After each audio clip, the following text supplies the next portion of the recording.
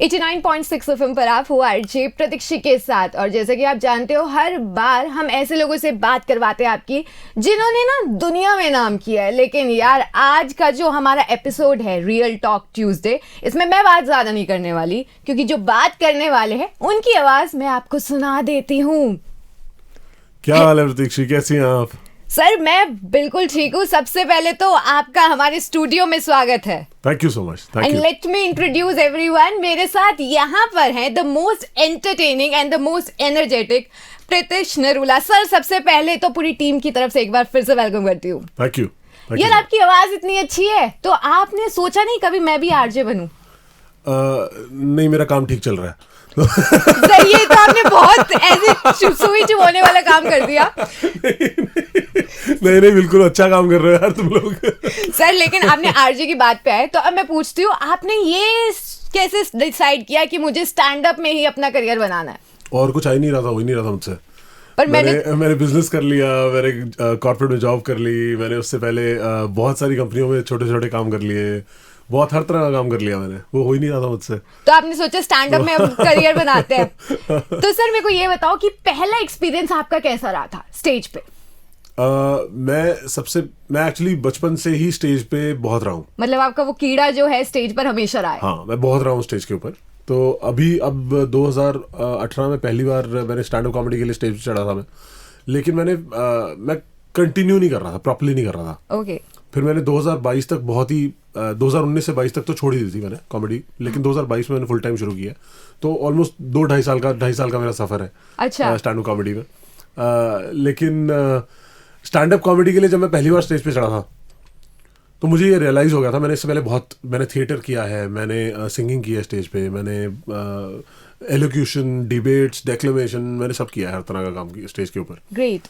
लेकिन stand up comedy is the most difficult art form. सबसे difficult art form है in terms of preparation, in terms of experience that you need to deliver a good comedy show. क्योंकि बाकी चीज़ों में क्या होता है ना, आपके पास सपोर्ट है। Exactly. एक सपोर्ट सिस्टम है। सिंगिंग के अंदर आपके पास एक बैंड है, थिएटर के अंदर आपके पास एक टीम है, प्रोडक्शन है। इसके अंदर आप सोलो हो, this is a solo act. हाँ। और सारी गेम टाइमिंग की है। बिल्कुल। तो मैं हमेशा बोलता हूँ कि अगर आप बड़े से बड़े स्टार ही क्यों ना हो, है ना, अगर कल को सलमान खान, आमिर खान भी कोशिश करेंगे स्टैंड अप कॉमेडी शुरू करना, तो उनको भी एक प्रोसेस है, उसके थ्रू जाना ही पड़ेगा। हाँ। बार बार स्टेज पे चढ़ के अपने जोक को परफेक्ट करना ही पड़ेगा ताकि उसकी टाइमिंग ठीक बैठे। एक कहते हैं ना कि जो कॉमेडी है वो ऐसी है कि विद इन 5 सेकंड आपको पता लग जाएगा जो स्टेज पर है कि ऑडियंस को सुनना है उसे या नहीं सुनना। 100%। तो सर, अब मैं आपसे यही सवाल पूछती हूँ। आपने बताया ये प्लेटफॉर्म ऐसा है जो बाकी चीजों से बहुत अलग है। एंटरटेनमेंट की अगर हम बात करते हैं तो कैसे आप डिसाइड करते हो कि जो मेरा कंटेंट है वो ऑडियंस को पसंद आएगा या नहीं आएगा?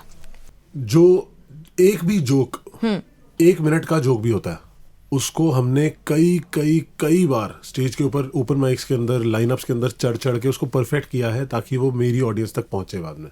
ओके। तो वो जोक 100 से 150 बार स्टेज पे किया जा चुका है, जो आप जोक बाद में मेरे शो में देखते हैं। मतलब ये आपकी पहले की इतनी प्रैक्टिस है जो आपने यहाँ पर लेकर आए हो। एग्जैक्टली। उसकी टाइमिंग तभी बैठती है, जोक की टाइमिंग होती है, एक तरीका है बोलने का, एक स्टाइल है बोलने का। उसके बाद अगर वो जोक उसके अंदर, मीटर के अंदर नहीं बैठ रहा आपके, तो वो पहुंचेगा ही नहीं लोगों तक।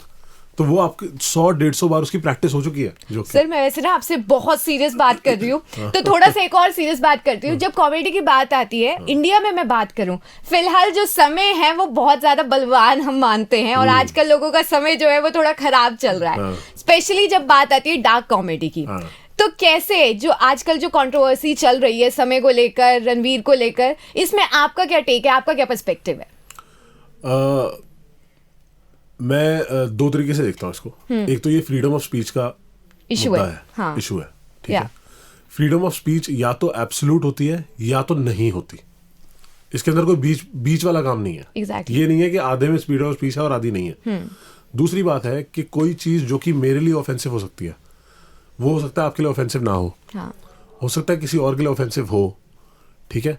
It is very subjective. Exactly. है ना। तो आप लाइन कहाँ पे ड्रॉ करोगे, और कौन ये डिसाइड करेगा कि ये बात की जानी चाहिए और ये बात नहीं की जानी चाहिए, है ना। तो मेरे हिसाब से कॉमिक्स मुझे लगता है इजी टारगेट लगते हैं लोगों को। ये तो बात आपने बिल्कुल सही है। क्योंकि मैं एक बात बताता हूँ, मैं ना, मेरे को किसी ने इंटरनेट पे कमेंट किया मेरे डीएम में आके, मुझे गाली दी अच्छी खासी, और गाली देके उसने लिखा कि तुम इस तरह की कॉमेडी करते हो, पंजाब का नाम खराब हो रहा है, ये हो रहा है, वो हो रहा है। मैंने कहा पाजी मैं पंजाब में रहता हूँ, हाँ, मैं पंजाब का ही जानता हूँ कल्चर, तो पंजाब की ही बात करूंगा ना। बिल्कुल, ठीक है। आप मूवीज में जाते हो, ठीक है, मूवीज के अंदर कितना जोकरपना दिखाते हैं, हाँ, ठीक है, कितनी सारी पिछले सालों में मूवीज आई हैं जिसके अंदर कितना जोकरपना दिखाया, पंजाब को कितना फनी दिखाया है। आप तो नहीं फोन करके गिप्पी गरेवाल को धमकी देते कि यार तेरे को वो कर देंगे, या अमरिंदर गिल को धमकी देते कि तूने पंजाब का नाम खराब कर दिया, बिल्कुल। आपको मैं दिख गया शो के अंदर, आपने मुझे गाली दे दी, हाँ, या आपने मेरे डीएम में आके गाली दे दी, है ना। तो it is easy to target comics these days, and it has also become a fashion. ये भी बात है कि हम जब देखते हैं ना कि सामने वाला कुछ अच्छा कर रहा है तो लोग इजीली पॉइंट आउट भी करते हैं, और काफी हद तक पॉलिटिकल है। हाँ, it is political because there are factors which are running all this, which is fine. ठीक है, अब क्या कर सकते हैं। दीज आर, आप देखो, आप अंडरस्टैंड करने की कोशिश करो, आप देखो कितने ज्यादा मुद्दे हैं इस वक्त जिनके ऊपर ध्यान देना चाहिए, ठीक है, एग्जैक्टली। और वो सारे मुद्दे पीछे करके हमने आगे ये कर दिया कि तूने स्टेज पे गंदी बात कैसे बोल दी। हाँ, ठीक है, आई अंडरस्टैंड, मेरे को भी जो क्रिंज लगा था, मुझे भी मजा नहीं आया था वो जोक सुन के, ठीक है, मुझे भी लगा था कि यार ये क्या है, लेकिन मैंने बहुत ही रेडिकल चीज की, जो सबसे ज्यादा रेडिकल चीज आप कर सकते हो, मैंने यूट्यूब बंद कर दिया। ओके, हाँ, मतलब यूट्यूब बंद कर दिया कि यार मैं ये वाला जोक नहीं देखूंगा।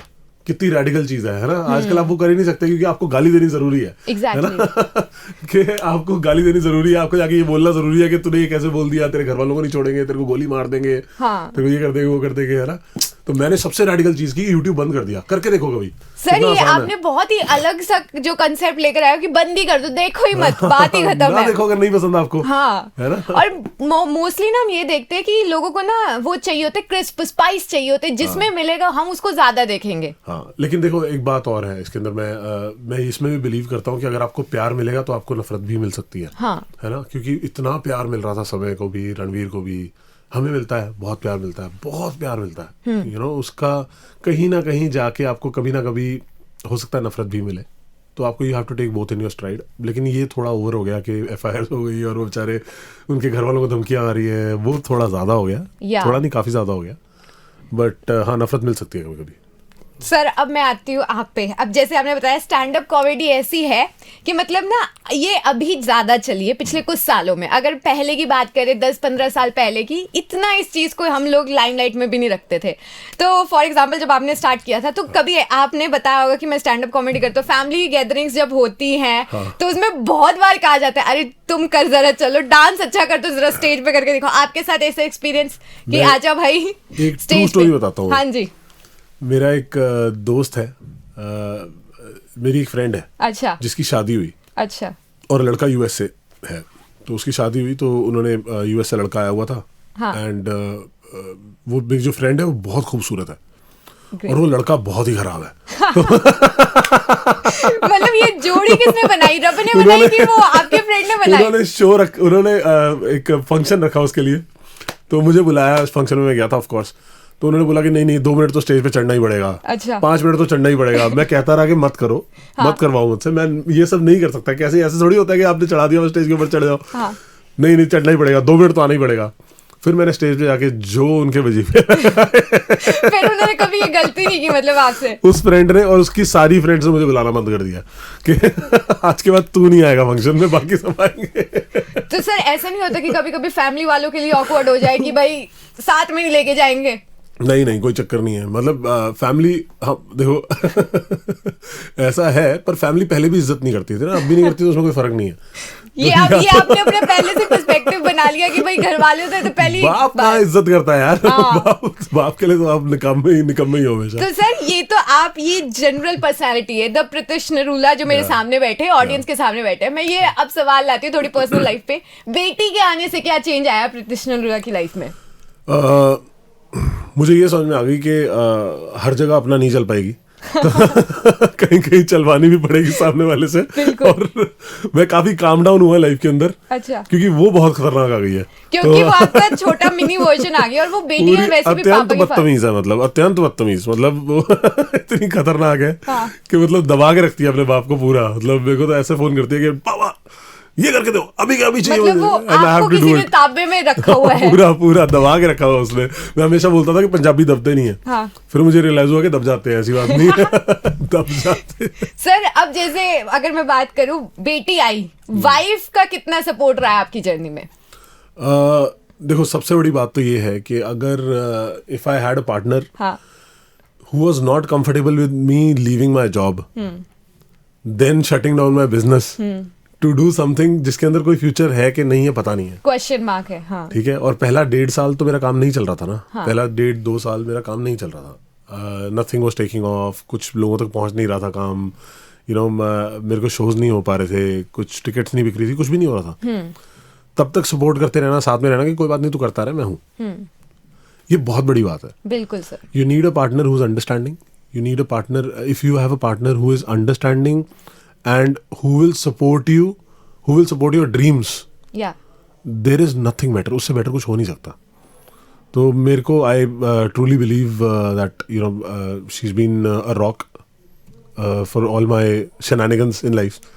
ये तो सर बहुत अच्छी बात बोली है कि मतलब वो कहते हैं ना हम कि अगर आपको एक पार्टनर ऐसा मिल जाए जिसमें आपको बेस्ट फ्रेंड वाली क्वालिटी भी मिल जाए, वो आपका मतलब आपका जो मेन फाउंडेशन है वो मैम। बेस्ट फ्रेंड वगैरह तो झूठ है वो सब। मतलब आपकी और मैम के कलेश पक्के हैं, सीधी सी बात ये है। वो नहीं हो सकता, बेस्ट फ्रेंड वगैरह नहीं हो सकते। मतलब आपके और मैम के कलेश होते हैं। देखो ऐसा है, बेस्ट फ्रेंड होता है, बीवी होती है। देखो ये डिफरेंस याद रखना बहुत जरूरी है।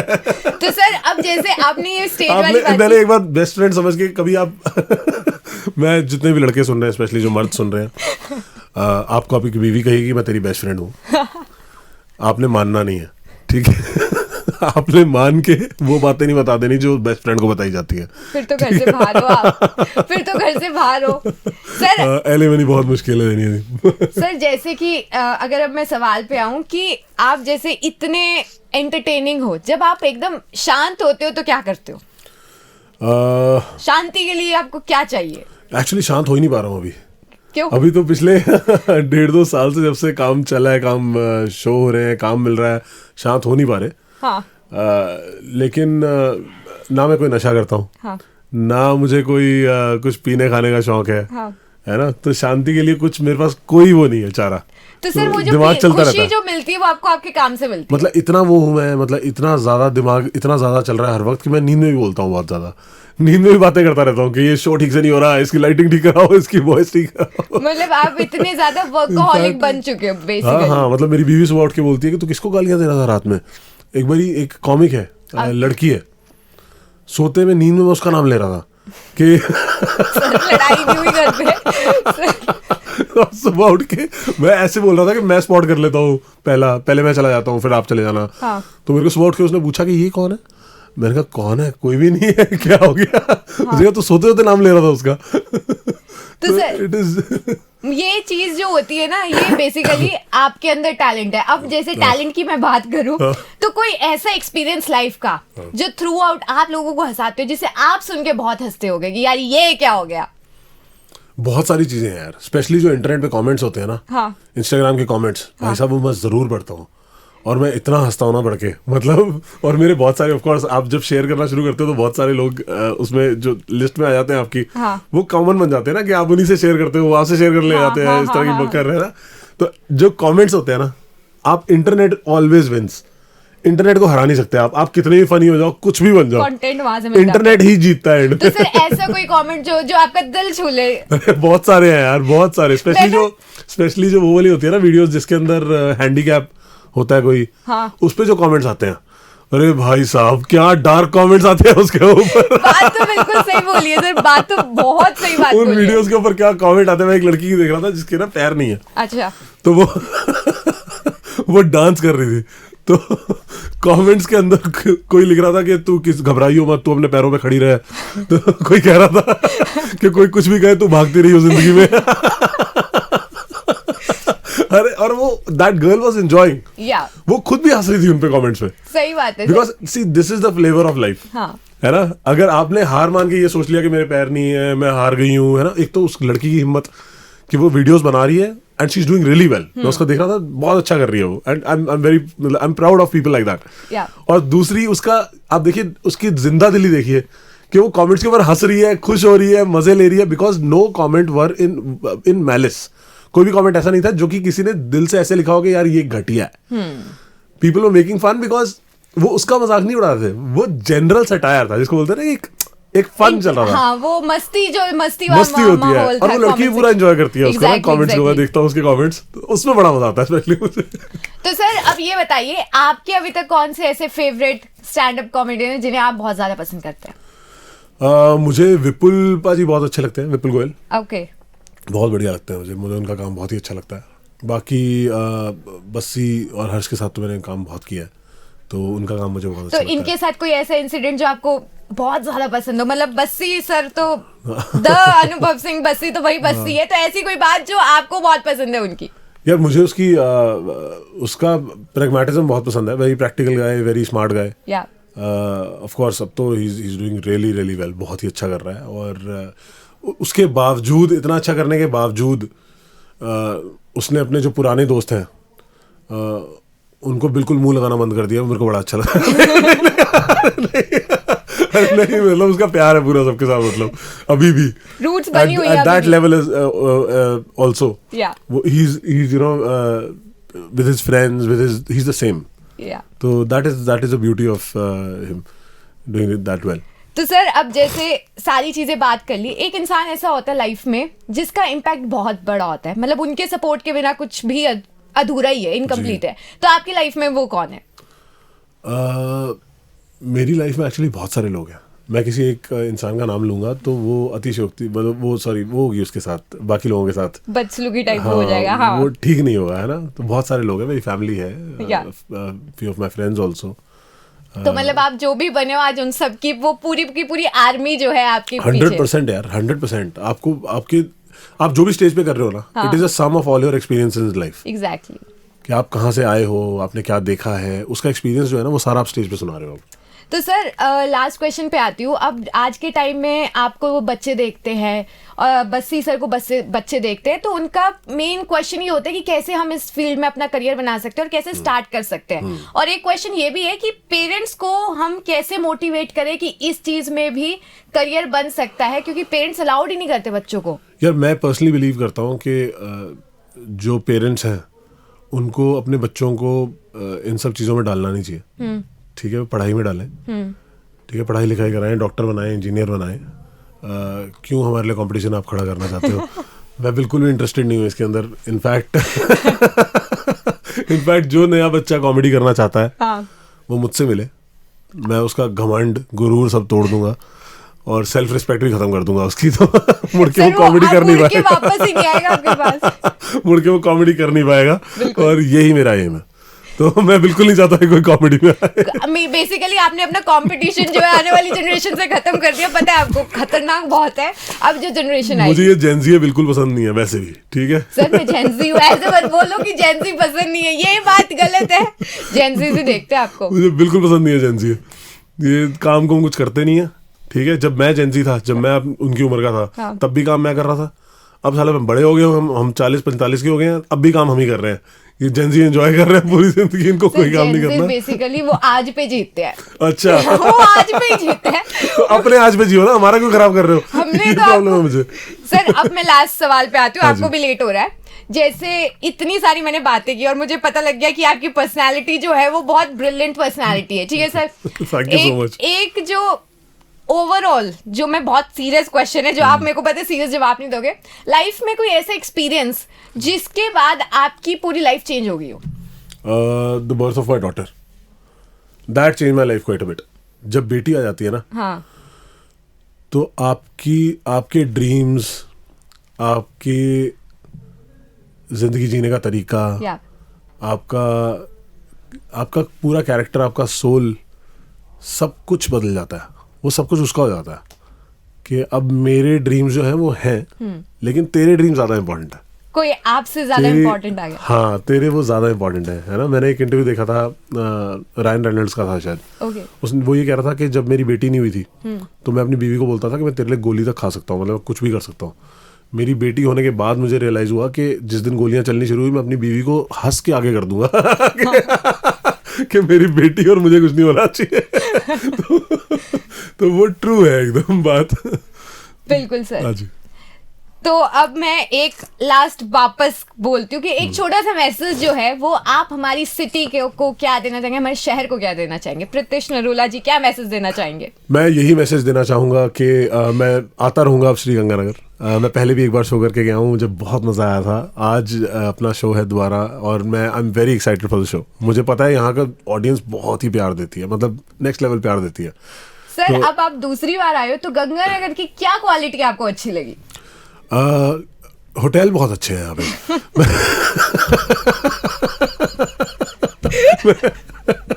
यहाँ पे